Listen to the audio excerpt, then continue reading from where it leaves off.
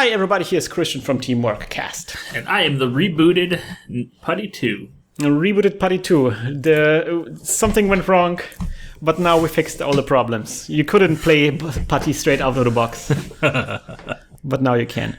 So this is something, this is CCG Archeology. And today we have a beautiful new artifact. Suggested retail price is $9.95. It is a Star Trek customizable card game CCG Premier Starter Deck 2. We had, on our last episode, we had a Starter Deck 1, and we already recognized a huge problem with that, didn't we, Nick? Yes, that game was, while fun when you are 10 years old, is not so much fun when you are in your 30s. But even more fundamentally, I would love to actually play it if we get like an actual deck going. But more fundamentally is that it wasn't actually playable from the box. So the starter, it says starter. That's a lie. It's not a starter. Wow. It's just a bunch of cards. That's some hard plastic on that. I think it was somebody resealed it. Not exactly sure. I was going to say, that doesn't seem like a factory. It doesn't seem like factory sealing, yeah. I don't know what happened here. Maybe I'm just going to get comments now. Somebody just snapped the rare from this and installed it. Falco. Did you do this? Is this you? No, it's actually not from Falco. I just bought it. Oh. So yeah, I never opened this one. It has a beautiful Enterprise on a cover, which I recently discussed this on Twitter and Facebook. I think the Enterprise D is the most beautiful ship, one of the most beautiful ships ever designed. Enterprise D was the one in the Next Generation? I don't know. Yeah, you obviously have to Google it. I liked the one from All Good Things, the redesigned D. The 3 nacelles. Yeah, that was also nice. I think it's. I really love the organic design here, and I really like that they went so far away from the proportions of the original Enterprise. Like they made the nacelles like very small. That's generally like a theme they had. Like there's some really good behind the scenes books about Next Generation, and one of the ideas they had is like they wanted to show like a really advanced future, where a lot of things that were technology that was difficult, it used to be difficult, is now so advanced that it becomes small and really insignificant. So for example, like in the first season, the phasers were really small, so small that you actually didn't recognize them as props. So they had to make them bigger so they can actually, they are visible on the screen. So it's weird to me that the cards weren't sealed. Yeah, maybe this is somebody maybe already opened this once. Some janky stuff going on. But on the other hand, the package looks, it's squashed at the edge, but it looks mint, so I don't know. So those cards outside of, I'm sorry, go ahead. I was going to say those cards on the other side of the instruction book, are those the 8 cards that made it into this particular starter deck? I don't know. I'm going to go through it, but this looks like a very similar book as the one that was included in the original series. I think the rules are a bit expanded now because this is those rules. This is what time is it? This is 1998. So at this point, Netrunner has been for quite a while. It's actually going out. It's 1 year before the final edition of Netrunner. Some really bad cutting here, so not really good high print quality going on here. Yeah. And the cover is colorful, but inside it's black and white. So this is very late into this game. This game has been around for 4 years now, and now they decided we're gonna have to do something about those horrible starter sets. So we're gonna actually create a new starter set that actually is playable out of the box. Because that was the problem that we identified early on in the first episode, is that you bought the starter sets and it just missed. It didn't have the cards that you need to actually play the game, which is pretty frustrating. Yeah. So, and this actually includes. So I'm actually not very happy about this, but this includes cards from the expansions that came out in the meantime. So there's lots of. Oh, is that what those are? Yeah. Okay. So this is I think this is a symbol for. I'm not exactly sure. This might be alternate universe. So yeah. Yeah, and also it includes other factions now, so I'm not exactly sure what kind of factions these are.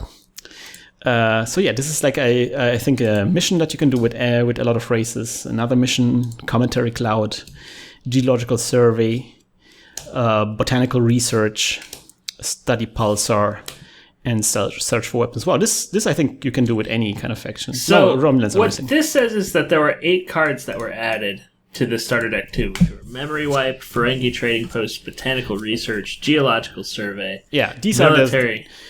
are basically the things that made this pack unique, that made this the starter pack 2. Yeah. And what does it say? 8 fixed, black bordered, new limited edition cards, and the premier rule book were what made this this interesting. So that was in addition to the 60 randomized white bordered cards that are in there. So I guess these are supposed to make the deck playable, and that's really nice because you have lots of locations. 1, 2, 3, 4, 5, 6 locations. So you just need 2 more, and I guess that would make the game playable. Not exactly if it was 6 or 8. Maybe if it was already 6, so that would already make the game playable. So what I'm curious about is whether or not there's more than one rare. Because if there's 363 cards in this deck, and this series, which is a pretty beefy amount, honestly, then, and you only get 1 rare per starter, that's nuts. So this is interesting. So this says seat on the table. So again, this is a new type of card where you put it on the table at the time where you create the timeline here, the space line, and you put this additionally on there, and it says your opponent's cards may mix regardless of affiliation, or place a non-Borg card ship. Blah blah blah. Place a non-Borg ship, crew, and ships away teams lose affiliation and become non-aligned. Oh, so okay, you can play it as an event during a game on something, and it kind of loses affiliation, or you can seed it at the beginning of the game, and then your opponent can mix cards. What is it called? So I guess you would give it to your opponent and ask them to play it, so your deck becomes playable. It's called Memory Wipe. Okay. This is a puzzling little card. Yeah. And you would get an outpost, I guess. So this is a Ferengi outpost. So this is something that allows you to play the game. Seed 1 or build where you have a Ferengi engineer. Each player's non-Borg cards may report and mix a board regardless of affiliation. So yeah, so this is an outpost that allows you to play any cards you find in your starter set. Because otherwise, if you play a Federation outpost, for example, you draw a Romulan ship. Your Romulan ship cannot start in your Ferengi in your Federation outpost. This allows you to play any kind of ship. So yeah, like all of these cards are designed to make those random cards you get from the rest to make those really playable. And I want to also point out that again we have some issues with the cutting here. Like this is not cool. This is very misaligned. Yeah, that is. This I would need shields for this in order to make these playable. Mm-hmm. So yeah, we had this event in our previous unboxing. Again, if you not going to go in too much into the rules of the game. Matt the Barber! Again, Matt the Barber. Yes, I think we got this guy also previously. We got this dilemma also previously. Okay, again, he's back! Oh my god. John Locke is again back. This is almost the exact same. The cards are very similar. I mean, these are commons. Those weren't commons, though. The Juggler? Juggler's uncommon. This is uncommon? Yeah. All right. These are, you have all of the exact same uncommons as you did from the other one. That's good. So I can build a deck. Matriarch. We already laughed about this one. Man, this just cracks me up. I mean, it's a horrifying scene because you have to see this little critter climbing up on him and getting inside his mouth. But still. Oh yeah, we have a mission here. So this is a diplomacy mission, and it gives you 30 points. Mediate a dispute between civilizations on Pelzer's 2 moons. What's that? And that is Hasnok ship. So that's a neutral ship, unknown class. A very huge ship. Shields 12? Jesus Christ. With a single thought, Kevin Uxbridge killed the entire Hasna race. 50 billion lives everywhere in the universe. Their powerful ships remain. Still an unrare, or still an uncommon. Yeah, it's a pretty sweet ship for an uncommon, for a unique universal ship. That's pretty good. But this is a new one. Yeah. He's called Param. Yeah, Param is also uncommon. Mm-hmm. Mandrak is a treacherous exobiologist. Is it, how do you spell Mandrak? Mandrak. He's your rare. This is the rare? Yeah. There we go. I guess. This is the rare. So is Satelk is that also rare? Oh yes. So you actually got 2 rares in this one. All right. So he has mind belt. He's a Vulcan officer. He has diplomacy, mind belt, and leadership. Pretty sweet. He is a swell dude. A Romulan pad, an iPad. We have again a treaty between Federation and Romulan. I guess I don't need those anymore if I have the starter pack cards. Yeah. An impassable door. Oh man, where no one has gone before. This was a great episode. Have you seen this one? Yes, I've seen all the episodes. Where they get like to the edge of the universe. Oh man, it's so sweet. And they were like, "What is all this shit? I don't know. Like, it's just flying. We don't get anything on our sensors." Excavation. I think we already had this. Ooh, study stellar collision. Nick. We have to study stellar collusion. It's all about ethics in stellar collusion. No. Tetrion filter. Oh, Iridian shuttle. So we have a neutral shuttle. That's nice. Yeah. And another shuttle of the Romulans. Oh man, Vector. Man, look at her hairstyle has become pretty popular these days. Yes. And she's a hipster. She wore it before it became cool. She was forced to wear it before it was cool. Yeah. And we have a rescue. Regenerates a card. Exchange this event for any one card from your discard pile. So you can basically say Dvuja Day, Nick. Unless science is present, that's the dilemma. Unless science is present, reboot by discarding. You have to, discarding all non-personal cards in hand and replenish from top of draw drag. Discard dilemma. Okay, I don't know. That doesn't seem like a really great dilemma.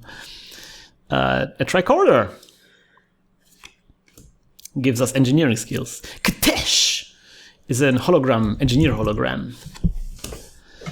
Loss of orbital stability. At least I got an Enterprise on a card. Place on any ship at planet location. Ship can't move for 1 turn. Also, ship is destroyed at the end of next turn unless shields are stronger than 4. Discards or after use. USS Miranda. USS Miranda. Boner Miranda. No, that was Amanda, right? No, never mind. What? It's a meme. Never mind. Oh. It's a small... so this is a nice little ship that has a tractor beam, so we can tow other cards with it. So we have espionage. Oh man, look at this. Oh, this is horribly cut. Look at this. Oh, I want to throw this away. Man, that guy was a jerk. I remember that guy. Yeah, wasn't he like on the test? Yeah, but like he eventually kind of comes around and realizes he's not the smartest man on the ship. But I like that finally we have an alien that breathes something else. Yeah. As oxygen, that always seemed weird to me. Oh man, again those cut cards. I got to a really bad pack here. You did. Maybe somebody opened it, saw what it was, and then put it all back in. Nah. Anaphasic organism? Oh, I read orgasm and I was like, what is this? What is this grandma doing? The orgasm. Because also it says like if females in away team. The one with the highest total attribute numbers resigns, is discarded unless security and medical present. So she gets I quit. I quit. Too much orgasms. Particle fountain. So this is nice. This is an interrupt, and you can kind of boost the points that you get from a mission. You get 5 additional points if 2 engineers are present. I see interrupt, and all I can think of is how awful Magic was when you had to think about interrupts and instants. Those card games evolved quite a bit after a while. Oh, nice! It's Toric! Toric. That was a really cool episode, right? I think so. Where it was like all these young people on the Enterprise. All the young, and they were like hanging out and having like all these discussions about what's going on, like a different perspective on what's going on Enterprise. I love those types of episodes. McKnight. And she is a young musician and a navigation person. Dukath. Is that no, he's not an important one. No. He's an archaeologist, as we are, Nick. We have a Klingon disruptor. So a weapon for Klingons. Pattern enhancers. Oh, yeah, I remember those. Place on the table allows your personal and equipment unlimited beaming through atmospheric ionization distortion fields. Whatever that means. Oh man, that episode. Wait a minute, isn't that Leland Palmer? The actor? Leland Palmer? From Twin Peaks?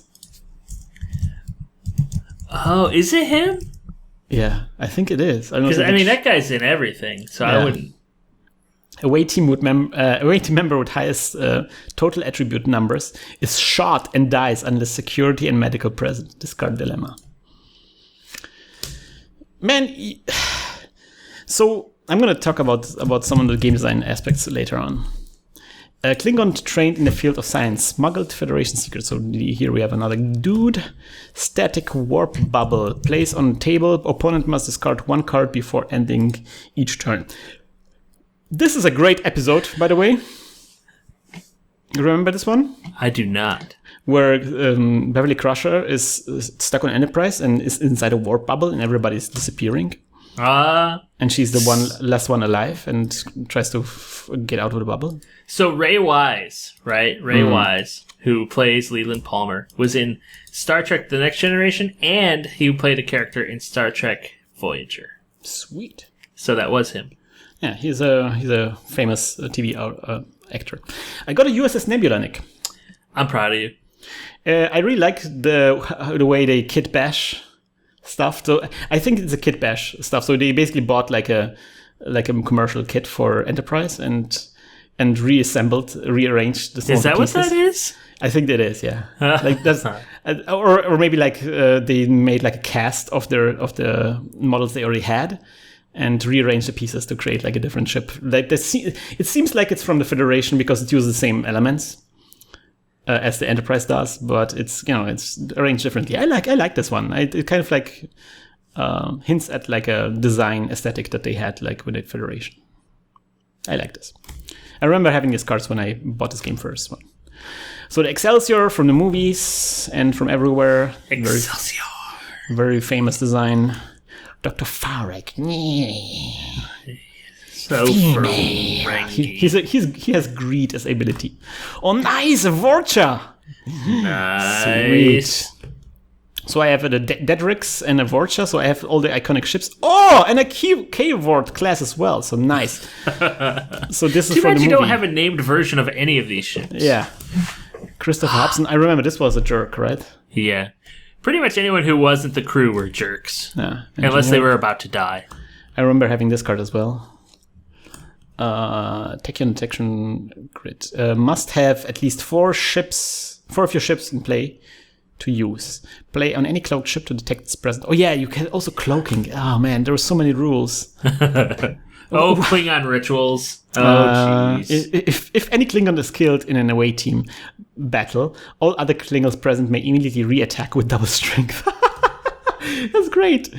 And there is a repair mission and a test mission. Man, I'm really. Oh, and then another mission here. Oops, I'm dropping cards. Oh my god. Investigate anomaly.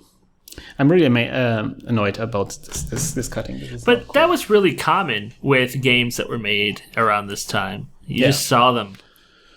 Yeah. So, what do we learn from this opening, Nick? What do we learn? Well, we learned.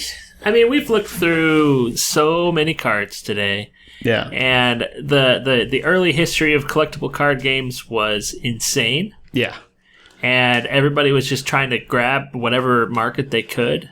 Yeah.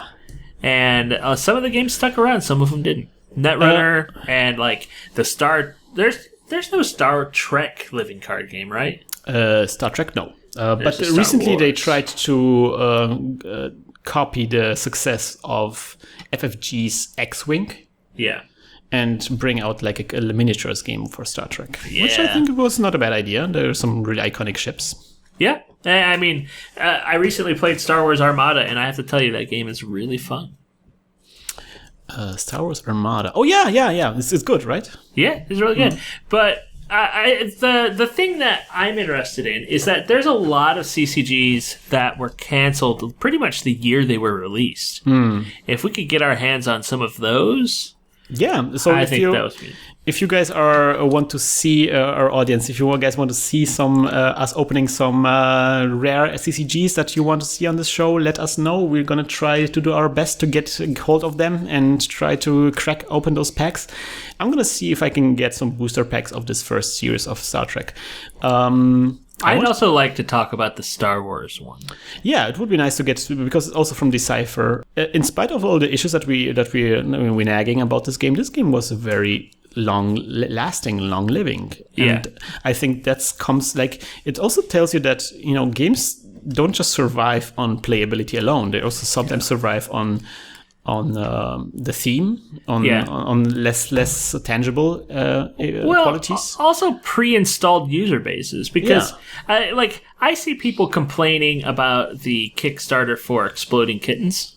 Yeah. All over the place. They're like, you don't even know if these guys can design games. It's like, who cares? It's from the oatmeal, and I love that. Yeah, he's a cool guy. It's some cool humor on there. I want to see this artwork. I don't care if this is just the same game that just somebody else already designed. So, like, this game and the Star Wars game that Decipher made, they're still being played, and actually, Decipher donated a ton of crap to the people who have carried on the Star Wars game, and they've been releasing virtual sets for forever. So, I mean, with any sort of user base, as long as they've already been established by some other fandom thing, they're going to carry your game forward. Now, Decipher made a big misstep with the Austin Powers CCG.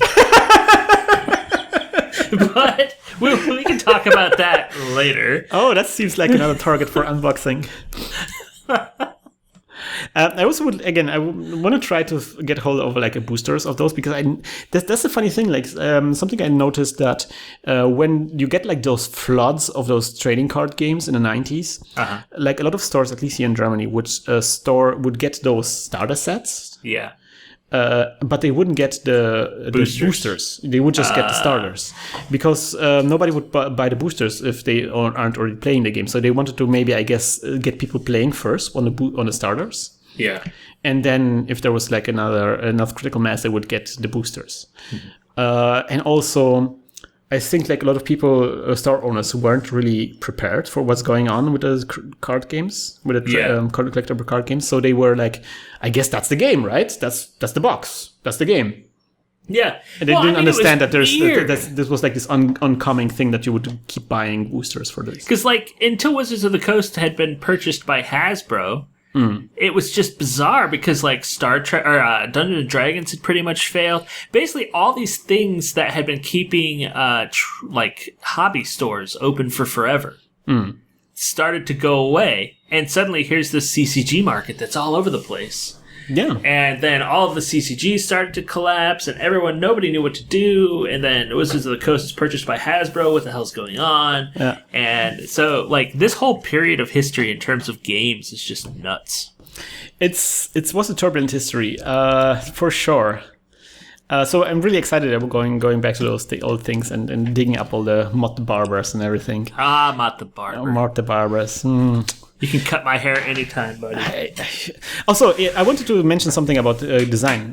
Now I remembered I wanted to mention something. So one design aspect of this game is that they have like those abilities, treachery and exobiology for example. Mm-hmm. And like a lot of the dilemmas are about those skills. Yeah. So I think one mistake that they did here is that there seems to be, maybe like if somebody is really an expert in this game, maybe they can correct me on this one. But so far, I don't see like any pattern on this one. You know what I mean?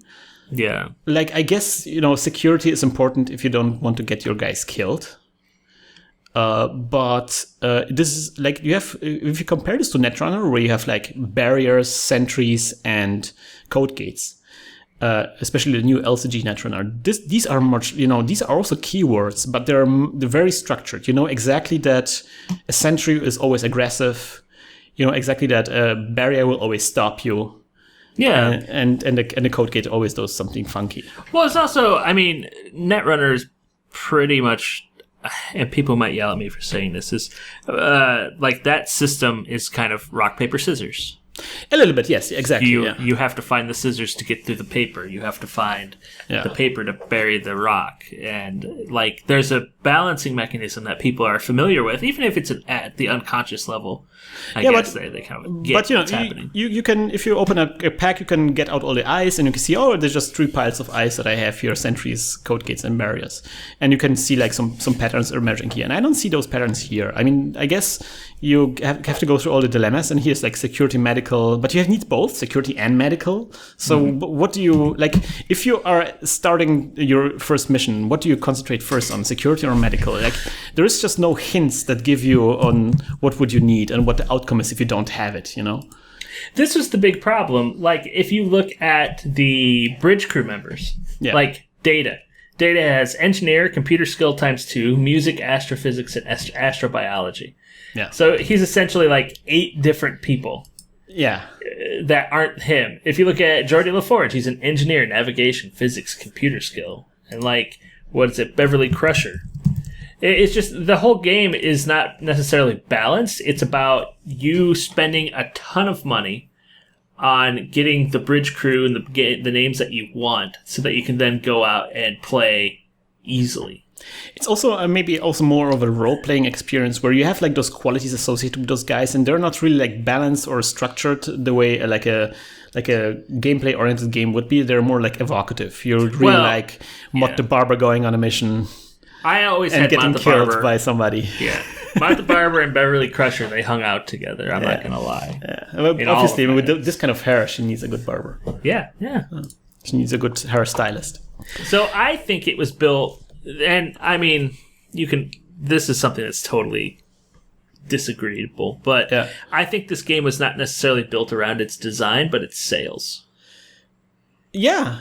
Or built more around the franchise they got, like the license they got. They got this license and they really want to make a game that really evokes what Star Trek is. Yeah. Without actually polishing or streamlining all the edges away, so to speak. Like it's really clunky and it's really not really. It seems very very awkward, and but that's kind of like intentional because the priority here was evoking Star Trek, boldly going where no man has gone before. And this game came out in '94, right? Yes. So '94 is also when Star Trek ended.